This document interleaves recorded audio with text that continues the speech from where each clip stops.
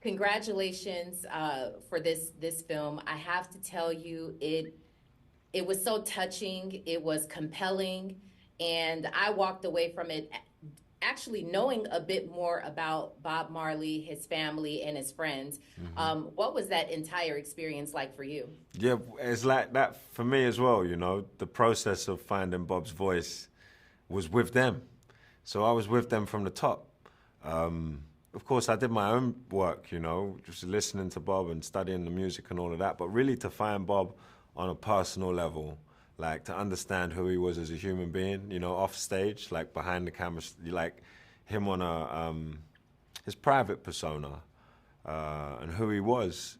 Like I learned about all of that with his friends and family. You know, they shared with me everything, you know, anything I needed to know. Like they were always there and they were on set every day. Very So nice. my process was them. Yeah. When we talk to different actors who embody a person, a character, sometimes, most likely, it takes them a little while to kind of get back to themselves. Did you have that experience of trying to find your way? No, it was immediate for you. No, you know, with Bob, we were only ever trying to tap into his spirit. You know, Mm, it was never trying to do an impersonation or a mimic or trying to be him. You can't be Bob. You know, no one can be Bob. yeah. Bob is a one of a kind. You can't move like him. No one can sing like him. There's no one Hmm. on this planet who could come in and do his vocals. So I'd had Hmm. to get the original stems, and it was really, you know, tricky. So once we all knew that, it was about tapping into his spirit. And to find his spirit, you have to be in really heavy conversation all the time. It was always a conversation about the detail around how Bob was feeling or how do we represent Bob in the best way possible in the scene. You know, a lot of technical stuff around the language and the way he expressed himself. So I needed to stay very tuned into what other people were telling me, you know. And so I was jumping in and jumping out, you know. It's Bob stayed with me in terms of his music and his person. Well, I've never thought about someone for so long, you know, every day.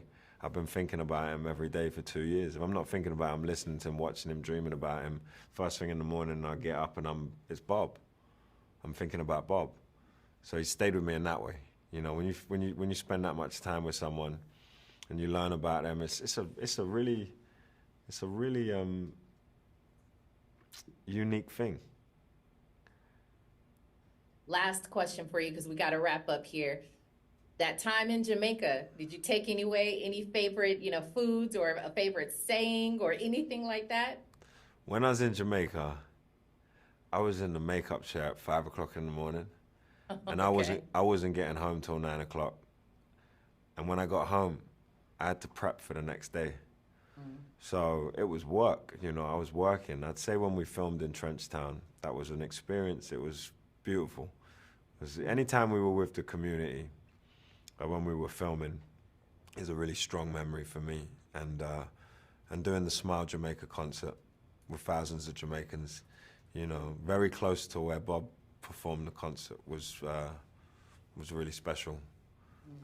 But all of it, you know, the whole journey from finding out, you know, from the first audition to the first call I got from my agent saying that the family have seen your tape and they want you to fly over to meet them.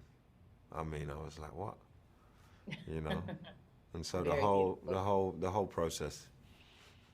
You did a fantastic job, and I truly enjoyed the film. I can't wait for the world to see it. So thank you for your gift. Thank you Thank you. for what you left us with. We truly Ah, appreciate you. oh, thank you, man. That's so nice. Thank you. Thanks. Thank you. Absolutely. Enjoy the